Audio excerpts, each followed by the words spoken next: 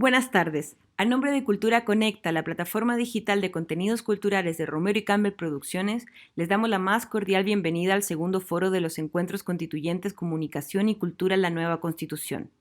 Queremos agradecer especialmente a las organizaciones e instituciones que han querido sumarse a estas conversaciones imprescindibles.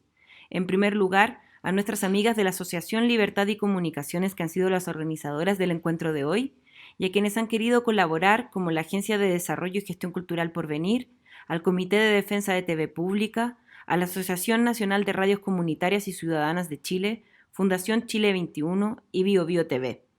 A continuación, les dejo con la ex ministra de Cultura, Claudia Baratini, quien conducirá al foro ¿Cómo abordar la dimensión cultural en una constitución del siglo XXI? Adelante, Claudia. Bienvenidos a todos los que nos escuchan y a nuestros invitados de hoy.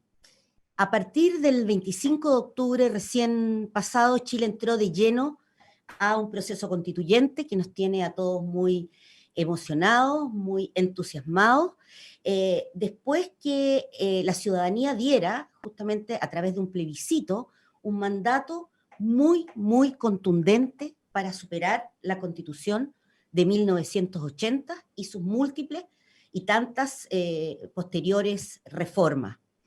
Lo hizo contundentemente la ciudadanía, con un 80% de aprobación a la idea de redactar por completo una nueva constitución a partir, como se dice, desde una hoja en blanco. Esto ocurre en el contexto de grandes movilizaciones que se han producido en Chile desde octubre del año pasado y que se han manifestado claramente por un nuevo pacto entre los ciudadanos y las ciudadanas de este país, una nueva forma de convivencia y la superación de un cierto modelo que la Constitución de 1980 había instalado, de convivencia económico, social y cultural. Los ciudadanos estamos llamados a votar por nuestros constituyentes, por nuestros representantes en abril del próximo año. Instalaremos una convención constituyente completamente paritaria, que es la primera experiencia en la historia de la humanidad, que se instalará una convención constituyente, una asamblea constituyente paritaria entre hombres y mujeres. Estamos en la discusión de tener escaños, de garantizar escaños reservados para los representantes de los pueblos indígenas, y hay también una discusión abierta para que los independientes puedan participar activamente en este proceso y que el debate constitucional no quede solo reducido al recinto de los partidos políticos. Y nosotros con estos encuentros constituyentes los que nos hemos planteado es justamente dar nuestro granito de arena a una conversación que recién empieza y que deberá abordar muchos temas, pero hoy día nos vamos a concentrar en la dimensión cultural y patrimonial de la sociedad chilena y cómo debiéramos garantizar, digamos, en nuestra próxima constitución los derechos culturales y patrimoniales de los chilenos. Para eso nos acompañan tres panelistas muy importantes. Hemos querido iluminar esta discusión sobre cultura y patrimonio en la Constitución con dos experiencias constitucionales muy interesantes, internacionales, extranjeras, como son la experiencia constitucional mexicana y la experiencia constitucional italiana. Y para ello nos acompañan, por una parte, una eminencia académica italiana como el profesor Salvatore Setis, que es arqueólogo, que es historiador, profesor de la Universidad de Pisa, que conoce bien este país porque nos ha visitado, ha sido invitado a Chile a este gran evento que es Puerto de Ideas y conoce y tiene una relación con mucha gente dedicada a la defensa del patrimonio en Chile. Bienvenido, profesor Setis. También está con nosotros el profesor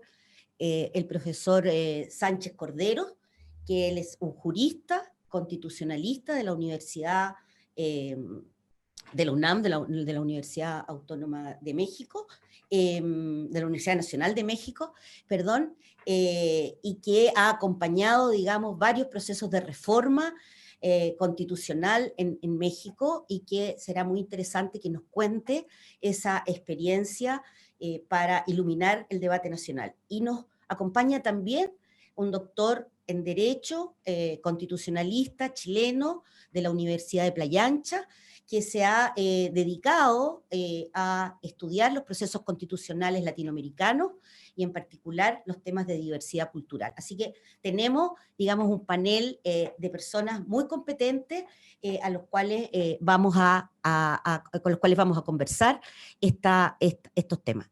Quisiera partir en el primer bloque dándole la palabra a los invitados internacionales y quisiera partir con el profesor Sánchez Cordero, que ha sido, como decía, por una parte un impulsor de reformas constitucionales en la Constitución Federal mexicana, y también ha sido un asesor muy importante en lo que es la Constitución de Ciudad de México, que es una reciente constitución aprobada hace poco, pero muy avanzada, muy respetuosa de los estándares internacionales del derecho, y que se ha hecho cargo, digamos, de los avances que el derecho internacional ha tenido, y el profesor Sánchez Cordero ha sido clave como asesor en esos procesos, un gran experto en los temas vinculados a derecho y cultura. Entonces le doy 4 a 5 minutos, profesor Sánchez Cordero, para que nos cuente un poco cómo la experiencia mexicana ha abordado la dimensión cultural y patrimonial en sus constituciones. Muchas gracias, doctora Barati. Antes que nada, primeramente quisiera yo agradecerle a usted, doctora, una personalidad muy conocida en estas tierras mexicanas, que me ha abierto el espacio para poder expresar algunas ideas relativas a un proceso que vivimos en México en torno a la reforma constitucional, digamos, en materia de cultura. Muy honrado, desde luego, de participar con el doctor Salvatore Setis, de la Universidad de Pisa, ampliamente conocido también en estas tierras mexicanas, y desde luego al doctor Hugo Tórtora, ilustre constitucionalista chileno, con una obra importante ya escrita, y que es un referente en el estudio de los estudios constitucionales, digamos, en nuestros países de América Latina. Y desde luego, pues felicitar mucho al pueblo chileno que se haya decidido por transitar por un proceso democrático inédito, digamos, que nos congratula a todos los pueblos de América Latina y desde luego ya al del mundo entero. Estamos ciertos, digamos, que no va a estar exento de vicisitudes este proceso, pero estamos teniendo los mejores augurios para que este proceso, desde luego, sea enormemente exitoso. Así se lo deseamos al pueblo chileno. Y entrando un poco en materia, yo quisiera titular mi intervención, doctora Baratini, como, y así fue el proceso de reforma constitucional en mi país, es cultura para todos. Ese es importante, cultura para todos. Yo creo que aquí resulta muy importante, sobre todo en materia de cultura, hay que ir al pueblo, hay que volver al pueblo, hay que interpretar al pueblo, hay que servir al pueblo. La cultura, en nuestro criterio, en la perspectiva mexicana, es del pueblo y es para el pueblo. Las artes y las letras le pertenecen al pueblo, ya que finalmente es el pueblo el que las crea. La cultura, a diferencia de la educación, no se da, y menos se ordena.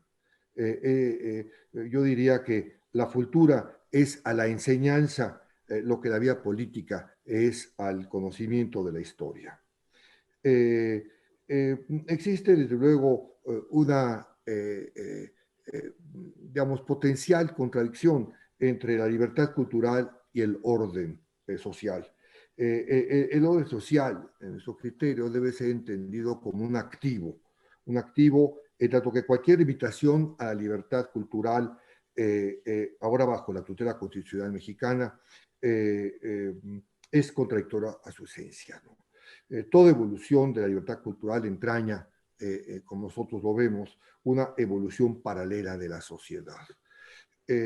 Toda restricción a la libertad cultural tiende, en nuestro punto de vista, a debilitar a la sociedad y paradójicamente deviene en un catalizador del movimiento que pretende neutralizar.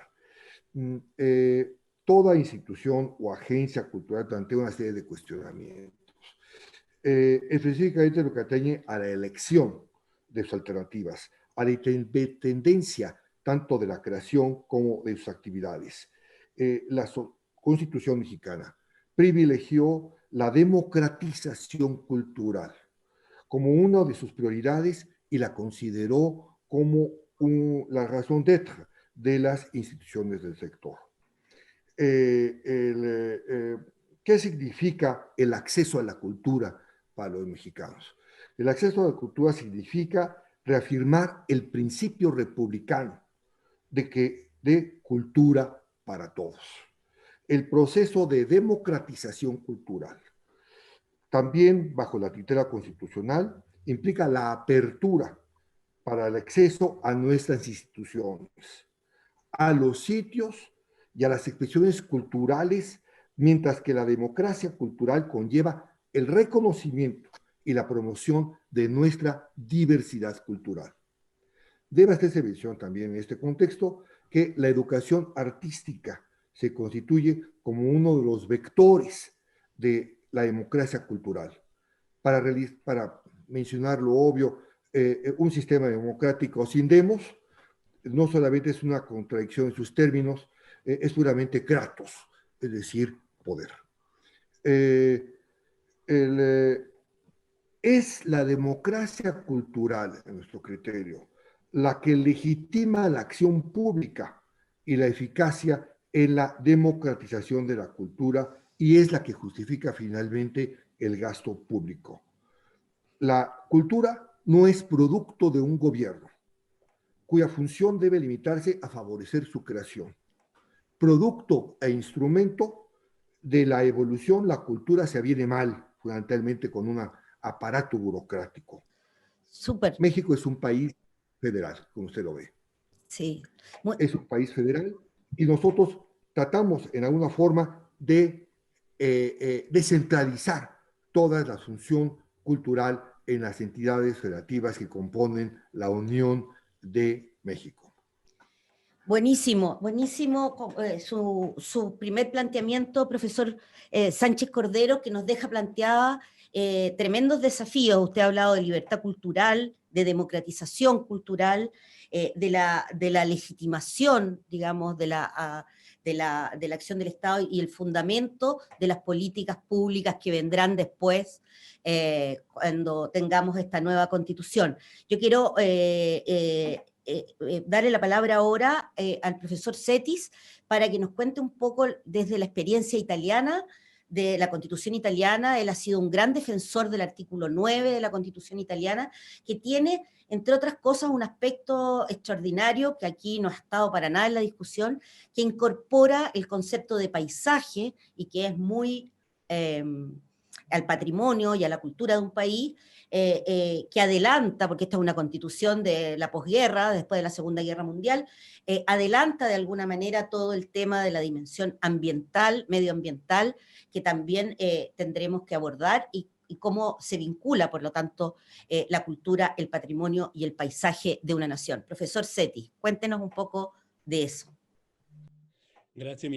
Muchas gracias. Estoy muy contento de poder participar en este encuentro porque sigo la situación de Chile con gran simpatía y participación. Italia, desde este punto de vista, tiene una historia muy particular porque tuvo durante su historia, como país, como Italia, solo dos constituciones. La primera desde sus orígenes, del 1836, y después la segunda, de la que estamos hablando, el 2 de junio del 36, hubo un gran referéndum que se consideró, se puede decir que es parecido a lo que sucedió acá en Chile, y que estableció que los italianos tendrían que establecer que los italianos por primera vez tenían que votar las mujeres, y estableció la elección entre monarquía y república, y también eligió una asamblea constituyente. Por lo tanto, los italianos eligieron la república, y la asamblea constituyente trabajó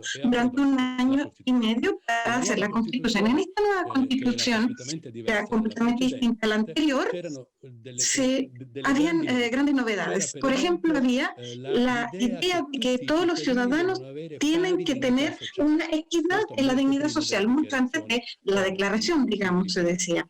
Por lo tanto, había el derecho a la cultura, el artículo 9, justamente que dice: la República promueve la cultura y la investigación científica y técnica, y que tutela el paisaje y el patrimonio histórico y artístico de la nación. Lo que es interesante de este artículo, digamos, es el hecho de que había un nexo, una unión muy fuerte entre la cultura, la investigación, la cultura humanística, técnica, el paisaje y el patrimonio histórico y artístico, que quiere decir, por ejemplo, el Coliseo, quiere decir, por ejemplo, la Galería de Uffizi, también quiere decir los archivos, etcétera. Y entonces se delineó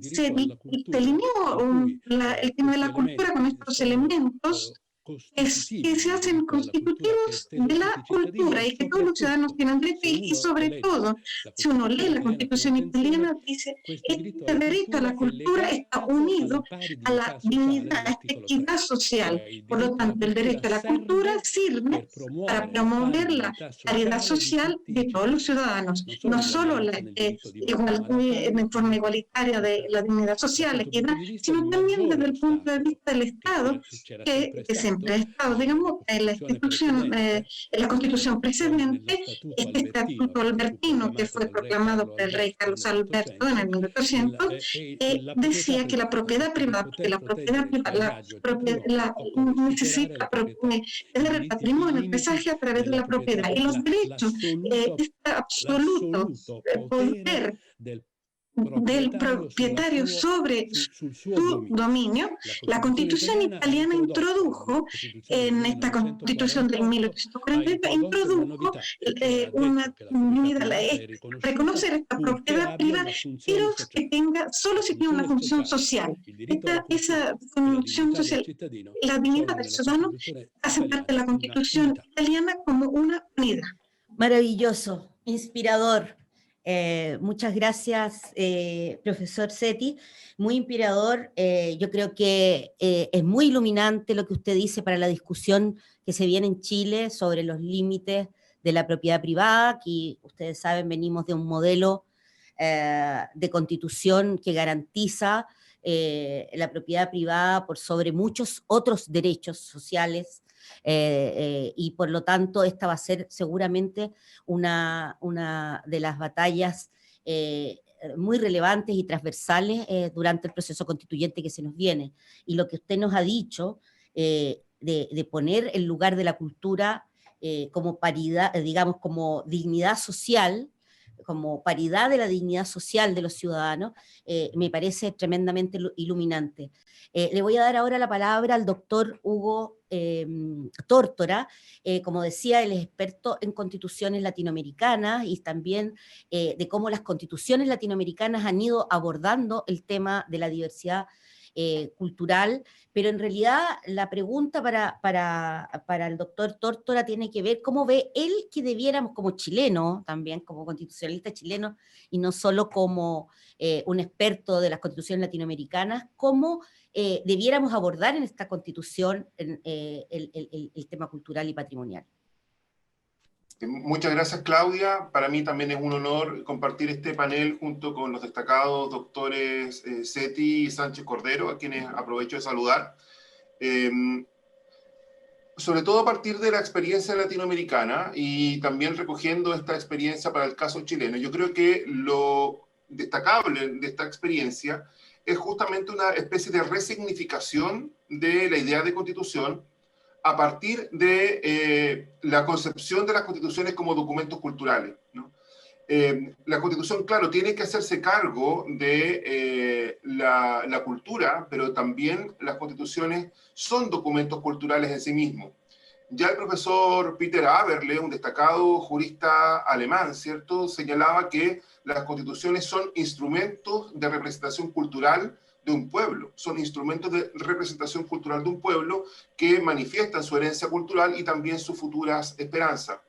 Desde esa perspectiva, por lo tanto, es muy interesante lo que nos han planteado en las recientes experiencias latinoamericanas, en orden a entender que las constituciones tienen que ser instrumentos que permitan manifestar las distintas culturas que coexisten dentro de una comunidad, ¿no? Por lo tanto, traspasar el modelo monocultural de naturaleza eurocéntrica, que pone énfasis en la tradición occidental, cristiana occidental, en la organización del Estado, hacia un modelo más pluricultural y, por qué no decirlo también, plurinacional, que derrumbe las barreras hegemónicas que han sido generadas a través de este modelo al cual hacíamos alusión. El modelo monocultural no solamente ha aplastado tradiciones culturales de los pueblos originarios, por ejemplo, sino que también han significado un daño irreparable a sus lenguas, a sus culturas, a su forma de desarrollar la forma de justicia, ¿no? Que han quedado disminuidas y que han quedado superadas por este modelo eurocéntrico hegemónico. Desde esa mirada, por lo tanto, la concepción de las constituciones no solamente como pacto entre ciudadanos y ciudadanas, sino que también fundamentalmente como un pacto entre culturas, ¿no?, que conviven y que logran fusionarse y que logran llegar a acuerdos en la mirada de un Estado nuevo, de un Estado refundado, plurinacional mayoritariamente, ¿no? Es una muy buena noticia para el constitucionalismo moderno. El gran aporte, yo diría, del constitucionalismo latinoamericano ha sido precisamente esto, pensar en constituciones que tengan esta idea de ser pactos interculturales. A esa mirada, ¿cierto?, que incorpora las visiones de nuestros pueblos originarios fundamentalmente, yo creo que hay que agregar dos adicionales. Una que ya ha sido considerada también por algunas constituciones, que es entender, a partir justamente de la incorporación de las visiones indígenas, entender las constituciones también como un pacto entre el ser humano y la naturaleza, ¿no?, que también es algo muy propio de las culturas indígenas, ¿no? Aquí un colega del profesor Setti, un profesor italiano, Alessandro Barata, desarrolla esta idea, ¿no?, de la constitución como pacto entre el ser humano y también la naturaleza. Y yo creo que esa es otra cosa que nosotros podemos recoger en la Constitución chilena. Y una última cuestión también, que también tiene que ver con estos pactos culturales, es recordar que Chile va a ser la primera nación en el mundo que va a poder construir una constitución a través de un órgano totalmente paritario, vale decir, de mismo número de hombres y mujeres. Y eso indudablemente va a quedar reflejado en una constitución que va a representar también una dimensión cultural novedosa, con la incorporación tanto de los hombres como de las mujeres en igualdad de condiciones. Fantástico. Muchas gracias y también muy inspirador, doctor Tórtora, que ha dejado planteada, digamos, otras dimensiones que son indiscutibles, como que la Constitución es efectivamente no solo un conjunto de normas de convivencia, sino que es en sí mismo un documento cultural que va a ser muy poderoso porque va a emerger de una gran novedad, no solo de derechos, sino que de cultura, como es la constituyente paritaria, por primera vez en la historia de la humanidad, y que tenemos que abordar, por supuesto, también, que no es solo la convivencia entre individuos, sino que también es una convivencia entre culturas, y en América Latina eso es muy poderoso, y en Chile en particular. Muchas gracias. Yo creo que estas tres primeras, este primer bloque nos dejan muy iluminados, que era el sentido de temas que tendremos que seguir profundizando, pero que iluminan esta conversación muchísimo. Quiero recordar que estamos en encuentros constituyentes de la plataforma Cultura Conecta, que estamos realizando una mesa redonda acerca de la dimensión cultural en una constitución del siglo XXI, que estamos con tres panelistas de lujo, como el profesor Salvatore Setti, Jorge Sánchez Cordero y el profesor Hugo Tórtora. Vamos a ir al segundo bloque. Quiero decir que estamos transmitiendo no solo por BioBio TV, este espléndido panel, sino que también por las redes sociales de Radio BioBio y de Romero Campbell, tanto en su Instagram como en Facebook. Bueno, en esta segunda parte, yo quisiera ver si podemos todavía comentar algunas otras dimensiones de lo cultural, porque en Chile yo diría que se ha venido hasta ahora, en los debates en que yo he participado, en las conversaciones, hay como una ansiedad por establecer un listado de derechos, donde obviamente para los que trabajamos en el ámbito de la cultura y el patrimonio, obviamente el derecho al acceso a la cultura es un derecho que debiera quedar consagrado en esta nueva constitución, pero existe también el temor de que este conjunto de derechos, digamos, crece, y el temor es que podamos construir una constitución que designe muchos derechos, pero que sea poco eficaz a la hora de hacerlos exigibles, por una parte, y que por lo tanto tenemos que virar también, tener una mirada más transversal de cómo se relaciona la cultura con otras dimensiones que también tienen que estar en la Constitución. Entonces, a raíz lo mismo de las experiencias que ustedes han tenido, ¿qué otros aspectos no debiéramos descuidar, digamos, en la nueva Constitución? Porque evidentemente la relación con la cultura, el medio ambiente, como ya se ha dicho acá, con las otras culturas que participan de un mismo territorio, vamos a definir el concepto de territorio, de nación, qué es un territorio, una nación, sino un espacio cultural. En fin, ¿qué dimensiones debiéramos ocuparnos, digamos, para que esto no sea reducir a un listado de derechos garantizados constitucionalmente simplemente en nuestra Constitución? La palabra al profesor Sánchez Cordero de México. Muchas gracias, doctora Paratini. Yo quisiera rescatar una idea avanzada ya por el doctor Tórtora, que es el problema de la multiculturalidad. Yo creo que, por lo menos en mi país, y creo que esto podría ser también válido también para Chile, es la introducción de lo que podríamos llamar una ciudadanía cultural, o más bien una ciudadanía multicultural. Es importante. Otro de los temas que creo que sea relevante, digamos, en el diseño de cualquier constitución, digamos, es evitar el mecenazgo del Estado. El Estado que tendería a edificar digamos, un Estado providencia cultural, ¿verdad? En donde el arte sobreviviría gracias al respaldo de los poderes públicos.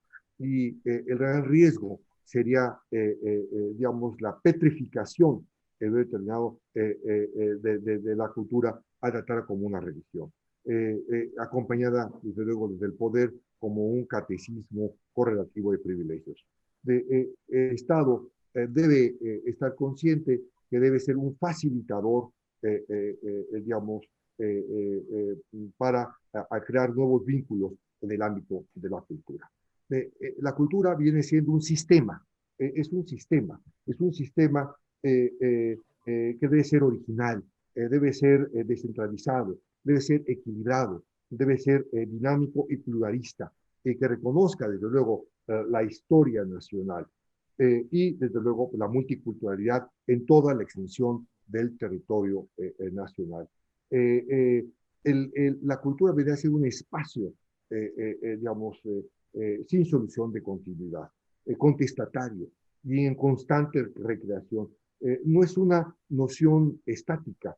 La identidad cultural, rescato otro tema importante, la identidad cultural, la autonomía, la autenticidad, constituyen las piedras angulares de los grupos y comunidades culturales en los cuales de nuevo resalta el individuo.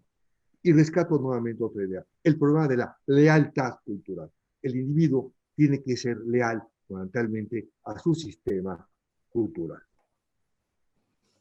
Fantástico. Profesor Cetis, le doy rápidamente la palabra para que también nos comente un poco lo que ya decía, el riesgo de un listado de derechos inexigibles donde esté la cultura y también cómo pensar una cultura, a partir de la experiencia del siglo XX, una constitución del siglo XXI con fenómenos que también son nuevos como la revolución digital, ¿no es cierto?, como el tema medioambiental, que están produciendo a su vez una revolución cultural en el planeta. ¿Qué dimensiones debiera tener esa del siglo XXI? Por lo tanto, la Asamblea Constituyente Italiana del 1846 se planteó este problema, sí, hacer un listado largo de derechos o seguir otro camino.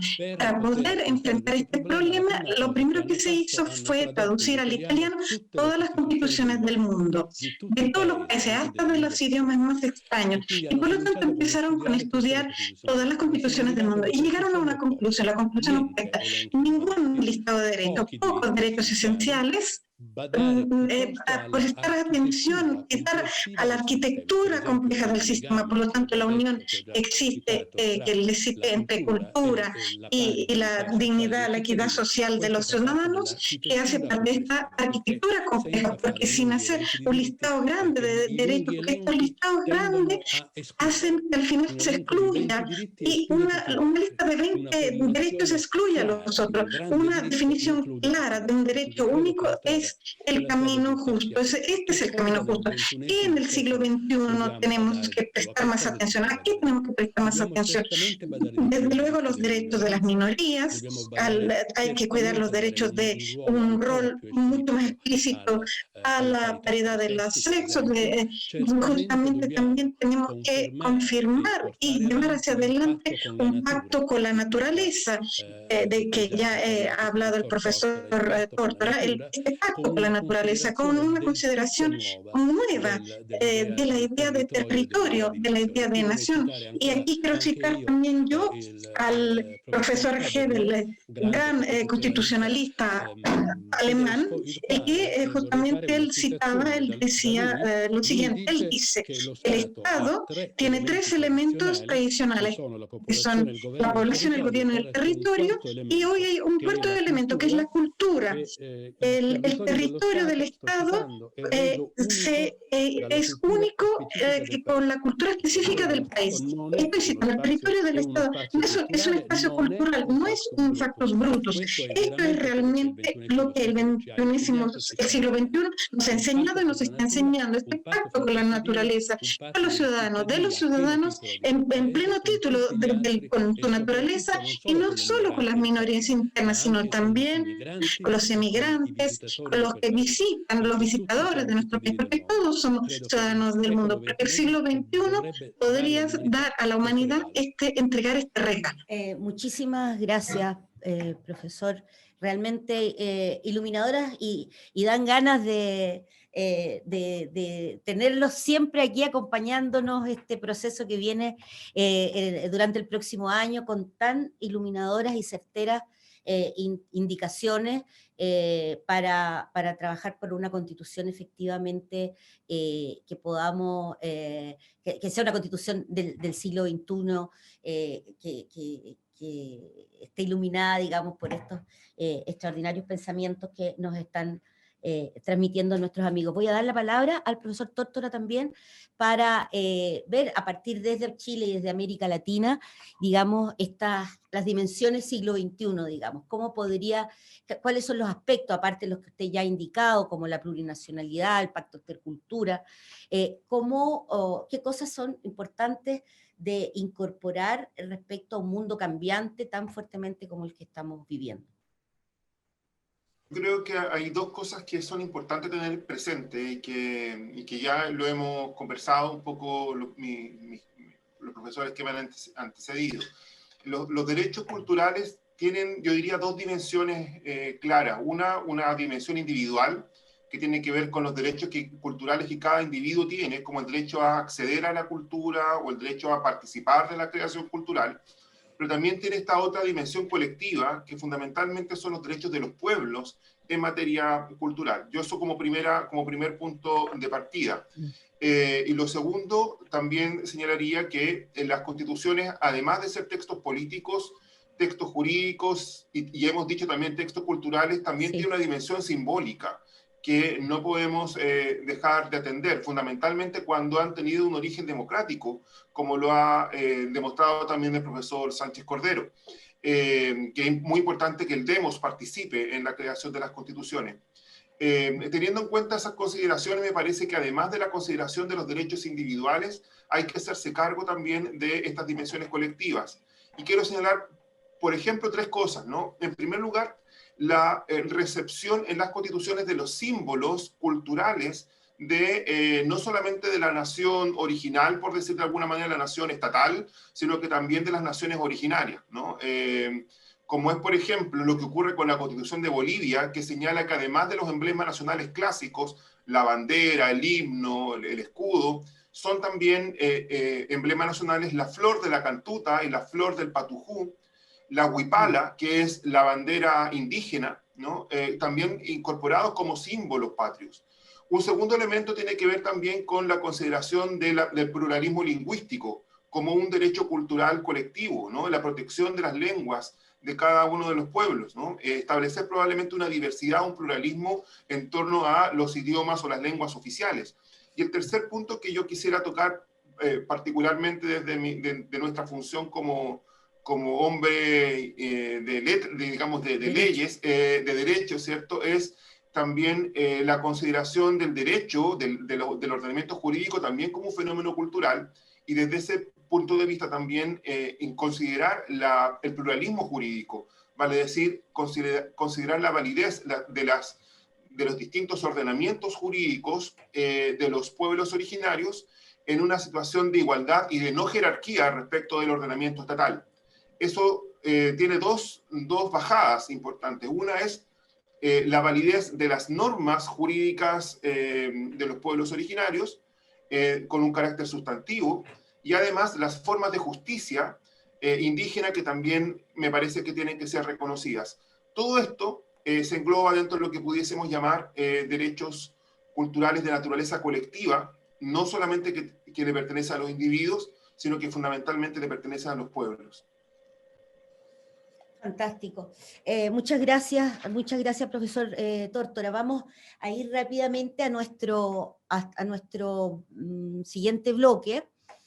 Quiero comentarles a la audiencia que estamos en BioBio TV, transmitiendo este foro dedicado a las dimensiones culturales y patrimoniales en una constitución del siglo XXI, que nos están acompañando el profesor Cetis de Italia, el profesor Sánchez Cordero de México y también el profesor Tórtora de la Universidad de Playa Ancha de Chile.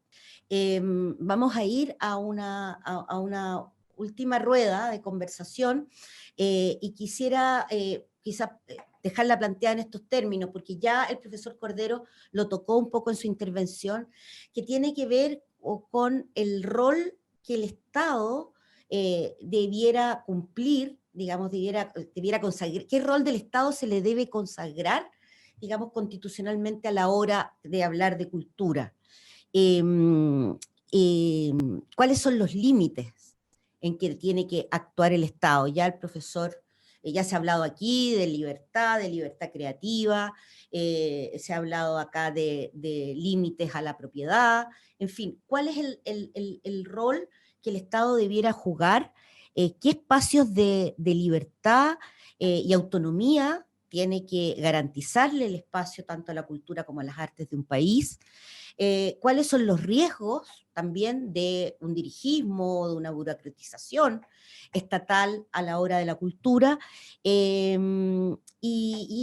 por qué, y si es importante o no, el fortalecimiento de lo que se ha llamado, digamos, el tercer sector, que es la autoorganización de la ciudadanía en asociaciones, organizaciones, corporaciones, fundaciones sin fines de lucro, que en el caso de la cultura juegan un rol muy importante en la promoción de la cultura, en la producción de cultura, y cuál es el rol en el fondo que debiera tener cada actor en el desarrollo cultural del país.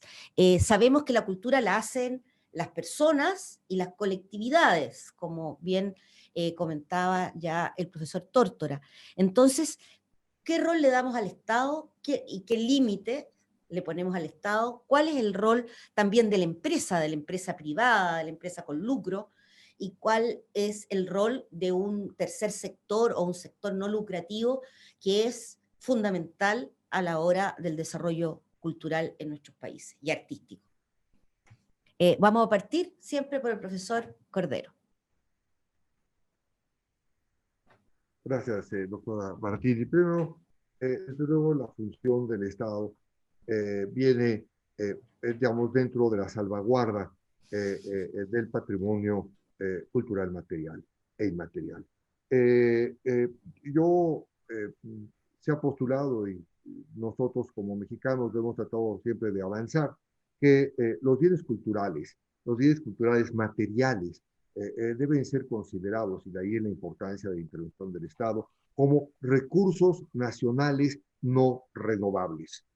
Eso es importante, que se rescate fundamentalmente esa noción.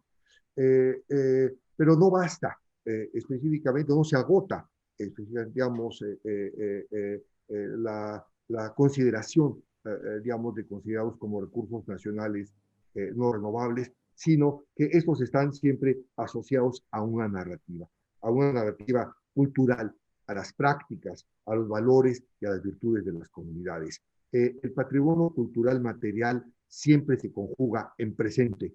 ¿Sí? La comunidad lo rescata del digital, sin discusión. Rescato la idea del doctor Cetis acerca del elemento cultural en la definición del Estado. Efectivamente, creo que actualmente existe una tendencia muy clara en el ámbito constitucional de constitucionalizar, digamos, la cultura. Es un movimiento de constitucionalización de la cultura que tiene, desde luego, muchas vertientes. Ahora, el problema del Estado, la libertad, que es muy importante, la libertad. La libertad que consagra la Constitución es exigible de inmediato por parte de la ciudadanía y no requiere de ninguna norma secundaria. Y el discurso de la libertad, el criterio, es la gramática política de los derechos culturales. Como es el caso, lo evocaba el doctor Tora, de la lengua, los vínculos entre los sujetos, sus acciones y motivaciones son una gramática viviente y evolutiva que le da causa a la plenitud ciudadana. La acción cultural, mi criterio, resulta primordialmente efectiva. Es lo que permite visualizar mejor, digamos, la exclusión humana respecto al derecho a la vivienda, al trabajo, a la salud. Hay que decirlo sin ambajes. La exclusión cultural es un agravante, es un agraviante por la humillación cultural que causa. Claro que sí, claro que sí. Ese es, bueno, es el gran desafío del nuevo pacto, ¿no? Superar las humillaciones. Acá el movimiento que ha dado origen en Chile al proceso constituyente es, el gran lema ha sido hasta que la dignidad se haga costumbre. Es un gran movimiento contra la exclusión, efectivamente, lo que hemos vivido en Chile en este tiempo. Le doy la palabra al profesor Cetis, justamente para que nos comente un poco, digamos, roles y límites del Estado, de la empresa y del tercer sector en el desarrollo cultural del país. Yo creo que el rol verdadero del Estado tiene que ser el de saber mirar hacia el futuro, mirar hacia el futuro mejor, más que un individuo. Trata de hacer una constitución que tiene que durar, tiene que ser previsora, y para poder durar tiene que ser, como lo decía Calamandrei, un gran constituyente italiano, la constitución tiene que ser presbite, no tiene que ser previsora, tiene que mirar hacia el futuro, tiene que ser duradera. La Constitución italiana puede ser un ejemplo muy claro. La Constitución italiana también da el derecho a la salud, por ejemplo, el derecho a la salud, el artículo 32, que se une siempre a la dignidad, justamente a esta equidad de la dignidad social. El ambiente, en cambio, el pacto con la naturaleza, la Constitución italiana, la palabra ambiente no existía, porque todavía no existía una cultura ambientalista. Por lo tanto, cuando surgen los problemas ambientales, no hubo necesidad de cambiar la Constitución, porque la Corte Constitucional creó un concepto de ambiente, esta noción de ambiente, esta Constitución de ambiente, de manera interpretativa, uniendo junto el artículo 9 del paisaje y el artículo 32 del derecho a la salud, paisaje y ambiente sano. Por lo tanto, esto mostró que la Constitución italiana supo ser previsora, duradera. Esto es un punto de vista muy importante. Y junto a esta visión duradera del Estado tiene que haber también una capacidad de los ciudadanos de organizarse democráticamente. Y esto, vuelvo a la Constitución italiana, el artículo 18 establece la plena libertad de asociación, la plena libertad, el artículo 19, la libertad de fe religiosa, el artículo 21, la libertad de palabra, se prohíbe la censura, y se prohíbe la censura, la plena libertad de prensa. Por lo tanto, la capacidad de los ciudadanos de organizarse tiene también el tercer sector, que es una de las preguntas que encontré interesantes en este debate, en este programa de Mesa Redonda. También la capacidad del tercer sector de crecer está unida justamente a esta capacidad de asociarse y de crear en esta asociación nuevas instancias, nuevas preguntas. Hay que siempre medirse con la Constitución. La Constitución tiene que ser viva, tiene que interactuar con los ciudadanos. Sí. Hugo, doctor Tórtora, puede seguir y después yo les voy a hacer algunas preguntas más, pero adelante. Estado, tercer sector y empresa.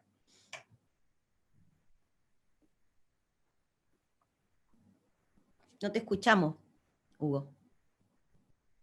Perdón. Me parece que el Estado tiene que asumir un rol importante en orden a impulsar justamente la generación de la cultura. Y yo diría, en este sentido, hay tres áreas que me gustaría destacar. La primera es precisamente establecer políticas presupuestarias en materia cultural.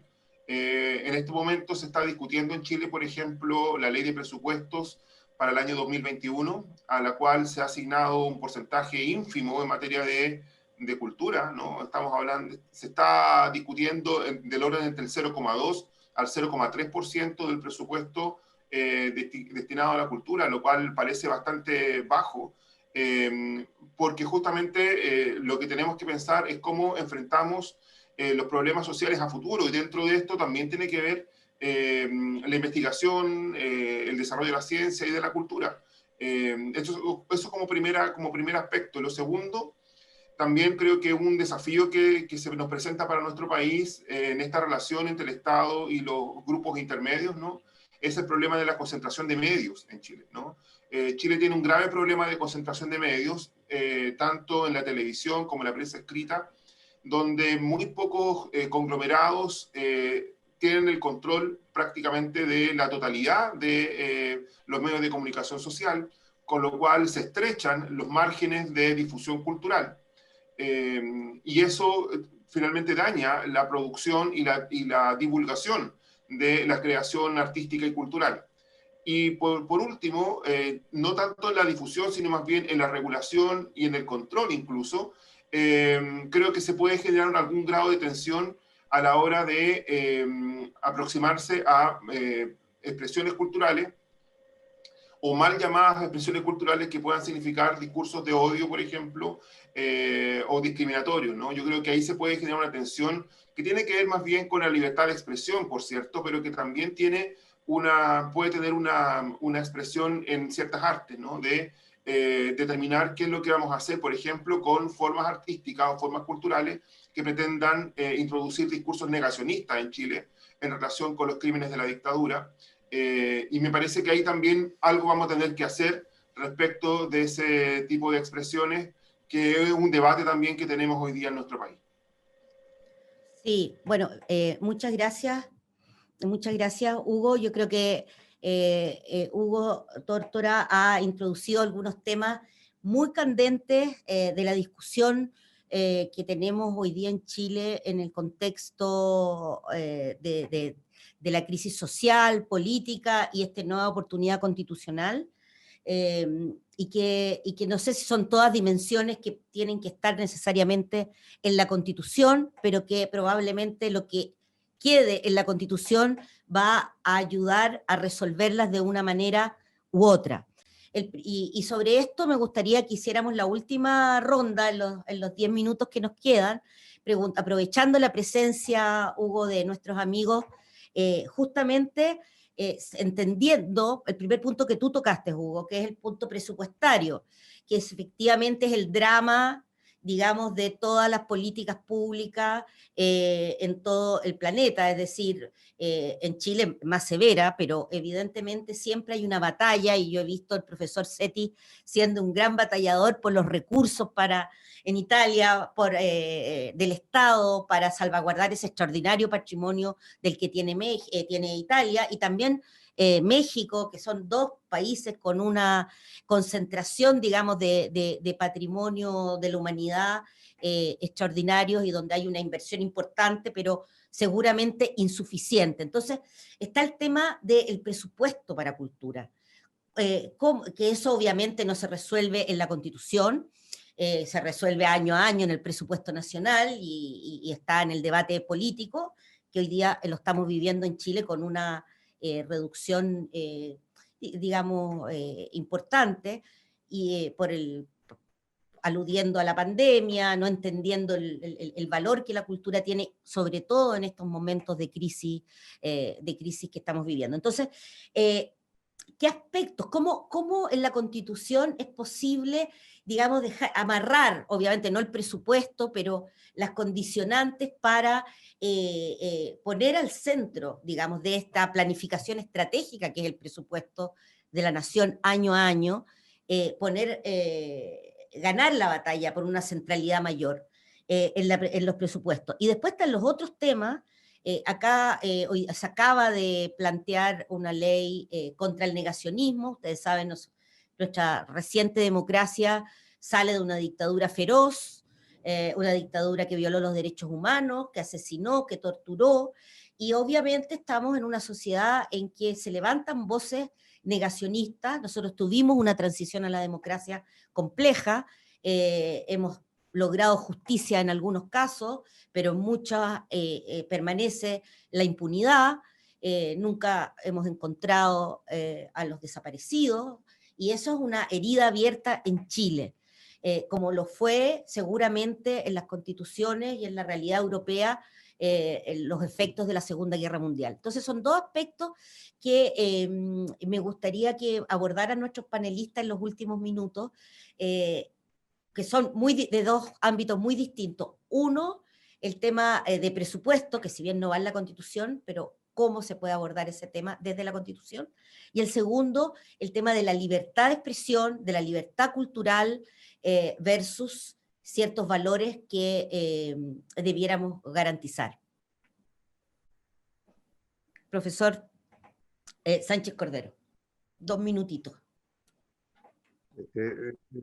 Sí, doctor Babatil, es un tema recurrente digamos, en todos nuestros países, digamos, a nivel universal. Yo diría, el problema de considerar a la cultura como un artificio, como como un accidente social exclusivamente, lo cual creo que ha quedado claro en esta mesa que es exactamente lo contrario. Yo creo que a usted le asiste la razón. No es materia de una norma constitucional el programa presupuestal, pero, y ahí está el gran pero, creo que se tiene que visualizar el derecho a la cultura. Yo diría a las culturas. Cada quien tiene derecho a su cultura. Y el Estado, para dar cumplimiento a este mandato constitucional, tiene que dar las condiciones favorables necesarias para hacer efectivo este derecho de tipo de corte eminentemente constitucional. Entonces, el derecho al acceso a la cultura, el que va a ser el punto de apoyo, digamos, para exigirle al Estado que favorezca y que ponga las condiciones financieras y sociales necesarias para que hacer viable el programa de ese ejercicio. Esto, por otra parte, el derecho a la cultura, porque ese es el tema central en un determinado de la exigencia social de la asignación presupuestal. La otra, el problema de la libertad. El problema de la libertad es un problema enormemente importante.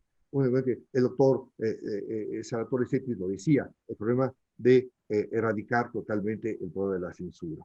Entonces, yo diría que aquí hay dos temas importantes, la libertad del arte y la libertad de la ciencia, que es enormemente importante, digamos, ciencia entendida dentro de un ámbito general de cultura. Porque son los dos temas fundamentales, fundamentalmente, un problema de acceso a la cultura, sí, por otra parte, el problema del respeto y hacer efectivo la libertad en torno al arte y a la ciencia como dos elementos que se conjugan al unísono para poder hacer viable y próspera la innovación dentro de una propia sociedad. Muchas gracias, profesor. Profesor Setis. Yo creo que cada constitución es hija de su tiempo. También la constitución italiana de 1846 fue hija de una dictadura. Nació como reacción a una dictadura. Esa insistencia sobre la libertad nace justamente por los desastres del fascismo, y de la guerra. Y aquí hay una reflexión que se impone. El modelo del artículo 9 de la constitución italiana era la Constitución de Weimar, la Constitución de la República Alemana de 1819.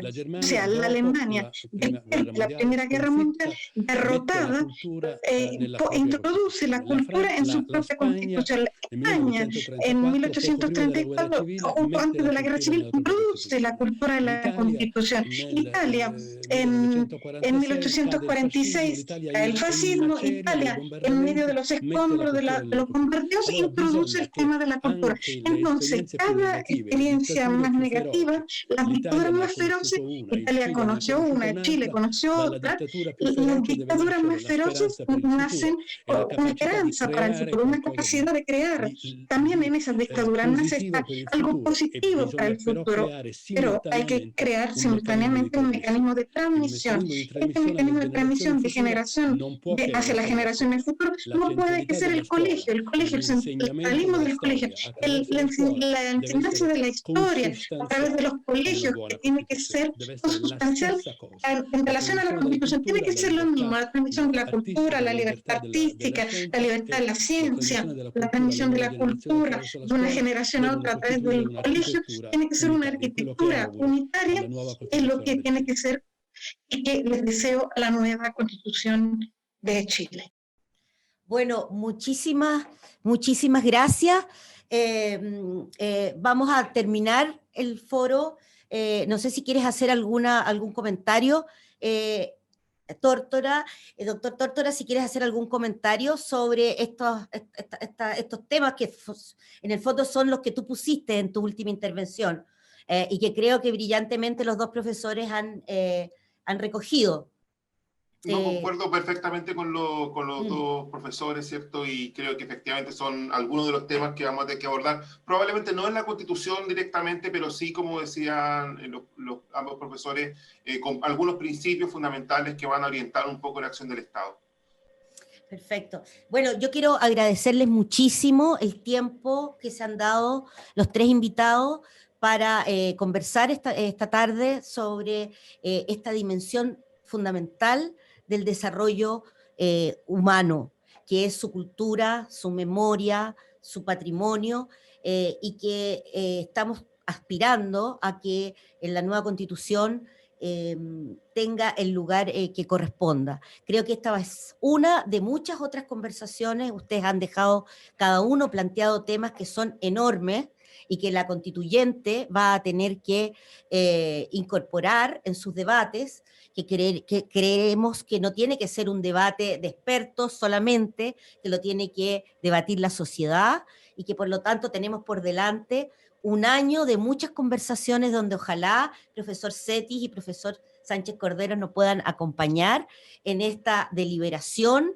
este momento fundante, esperamos, de un Chile democrático y nuevo que debiera surgir de este proceso. Tenemos esperanza, el camino está lleno de insidias también, pero tenemos confianza en este pueblo de Chile que votó 80% a favor de un cambio constitucional. Tenemos todos un gran mandato y los invitamos a seguirnos acompañando en este proceso que durará varios meses. Muchísimas gracias.